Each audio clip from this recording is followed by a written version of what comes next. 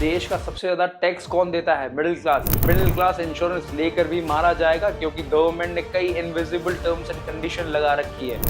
Vote सिर्फ गरीब और धर्म के बेस पर, मिडिल क्लास का ओपिनियन मैटर ही नहीं करता।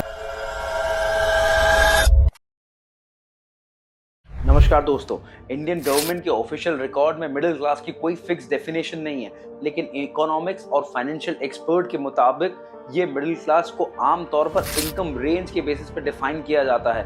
मिडिल क्लास क्राइटेरिया कुछ ऐसा है, अगर आप 2 लाख से 5 लाख इनकम साल की कमाते हैं तो आप लोअर मिडिल क्लास में आते हैं। 5 से 10 लाख कमाते हैं तो मिडिल क्लास में आते हैं, और 10 से 20 लाख कमाते हैं तो अपर मिडिल क्लास में आते हैं। नीति आयोग और आरबीआई की रिपोर्ट के हिसाब से मिडिल क्लास वो लोग हैं जो टैक्स भरते हैं लेकिन सरकारी सब्सिडीज के लिए एलिजिबल नहीं होते हैं।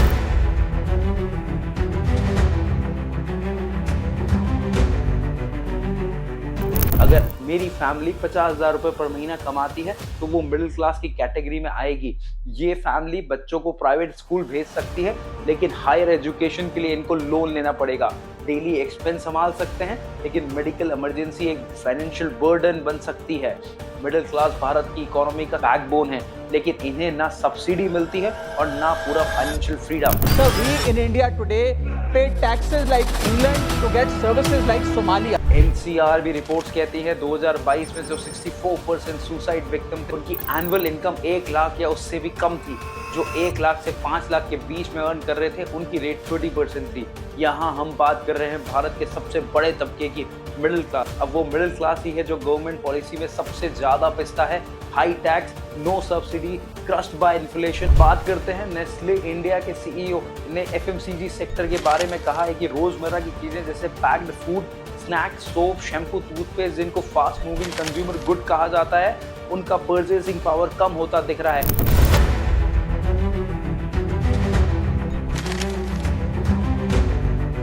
दूसरी तरफ हर दिन हमारी मिडिल क्लास ये स्ट्रगल करती है गवर्नमेंट ऑफिस की लंबी लाइन में खड़े होकर अपना काम करवाने के लिए, जबकि जर्मनी जैसे देशों में सब कुछ ऑनलाइन होता है और एक क्लिक में काम हो जाता है। यहाँ एक फॉर्म को भरने के लिए हमें बार बार ऑफिस के चक्कर लगाने पड़ते हैं। डेवलप कंट्रीज में गवर्नमेंट सर्विस मिलने में बस कुछ ही मिनट लगते हैं। हमें भी आसानी चाहिए, एक सिस्टम जो हमें बर्डन ना करे बल्कि एम्पावर करे।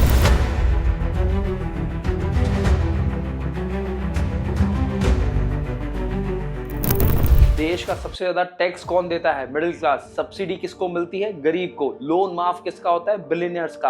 और जो चुपचाप देता रहता है, सिस्टम से मारा जाता है, वो है middle class. But if you buy a car first, you will pay 28% GST on it, followed by 1% cess, followed by a road tax, and then the insurance. Again, you have to pay 18% GST. This is after you have already paid 30% income tax and other innumerable taxes. If you take this car on a highway, you have toll tax, Atal Setu. Do you know what's the cost of the monthly pass there? 12,500 rupees. हमारे देश में गरीब को free ration मिलता है, बड़े आदमी का टैक्स माफ होता है, तुम्हारा पीएफ पैसा भी सरकार तुम्हारी मर्जी के बिना रोक सकती है। दोस्तों, दुनिया में देशों में पेट्रोल पंप चीप, पर यहाँ पर गवर्नमेंट बोलती है विकास के लिए टैक्स जरूरी है, पर पेट्रोल पे 60% टैक्स। ये डेवलपमेंट किसका हो रहा है? और अब आज की एक और अहम खबर, पेट्रोल के दाम कई राज्यों में 100 का आंकड़ा पार कर चुके हैं। लोगों की जेब में आग लगी हुई है। क्या डीजल पेट्रोल की कीमत जीएसटी के दायरे में आएगी? घर का बजट मेंटेन करना अब स्टार्टअप जैसा हो गया है। सब कुछ महंगा, सैलरी उतनी ही। लोन लो, इंटरेस्ट भरो, और अगर तुम डिफॉल्ट करोगे बैंक घर छीन के ले जाएगा। और अंबानी अडानी का लोन माफ। अरे भाई, बड़े लोग हैं। भी आपको सैलरी मिलती है, आप उस पर 30% डायरेक्ट टैक्स पे करते हो। बचे हुए पैसे को अगर आप इन्वेस्ट करते हो, और इन्वेस्टमेंट में अगर आप जल्दी से पैसा कमा लेते हो तो आप 20% टैक्स पे करते हो। स्लोली पैसा कमाते हो तो 12.5% टैक्स, और अगर आपका नुकसान तो नुकसान आपका है। दूसरा, अगर आप अपने पैसे को खर्च करने चलते हो तो जीएसटी के हिसाब से बेसिक आइटम्स पर 12% टैक्स भरते हो, काइंड ऑफ फैंसी आइटम्स पर 18% टैक्स, और लग्जरी आइटम्स पर 28% टैक्स। आम आदमी ईएमआई की जिंदगी पर जिंदा रहता है। सरकारी भ्रष्टाचार, मिडिल क्लास का मानसिक शोषण होता है। सरकार का काम लोगों की मदद करना है, पर यहाँ मदद सिर्फ तब मिलती है जब तुम्हारा जेब कट जाता है। अगर तुम मिडिल क्लास हो तो फाइल घिसेगी, लाइन लगेगी।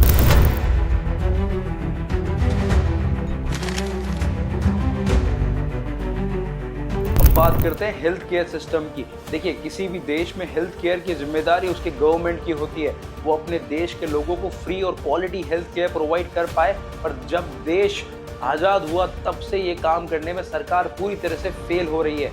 फिर गवर्नमेंट ने भी वही किया जो हर हारा हुआ इंसान करता है, जिम्मेदारी किसी और के ऊपर डाल देना। इंडिया में गवर्नमेंट ने प्राइवेट हॉस्पिटल को ये करने के लिए जम के एंट्री दी। प्राइवेट हॉस्पिटल की इतनी लाइन लग गई, सो हेल्थ केयर महंगा हुआ। अब इसका एक फायदा हुआ, जिसके पास पैसा है उसके लिए तो रास्ते खुल गए। मिडिल क्लास और गरीब अभी भी इस लूप में फंसे हुए हैं। इंडिया का मेडिकल सिस्टम जल्दी कोलैप्स होने वाला है। 9 मार्च 2016 को इंडिया की पार्लियामेंट्री कमेटी ने ये ओपनली एक्सेप्ट किया। जी न्यूज में पब्लिश्ड एक रीसेंट स्टडी के हिसाब से इंडिया में बस गेस करो कितने परसेंटेज सर्जरीज फेक की जाती होगी। वेल, अ फ्रीकिंग 44% सर्जरीज फेक की जा रही है। मिडिल क्लास हेल्थ इंश्योरेंस कराता है इस होप में कि उसे सही समय आने पर पैसा मिलेगा। फ्री इलाज सिर्फ गरीब को, फॉरेन इलाज सिर्फ पॉलिटिशियन को। मिडिल क्लास इंश्योरेंस लेकर भी मारा जाएगा क्योंकि गवर्नमेंट ने कई इनविजिबल टर्म्स एंड कंडीशन लगा रखी है।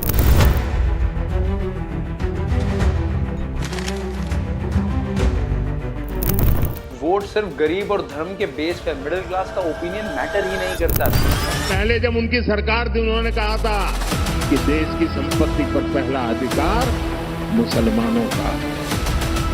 इसका मतलब ये संपत्ति इकट्ठी करके किसको बांटेंगे?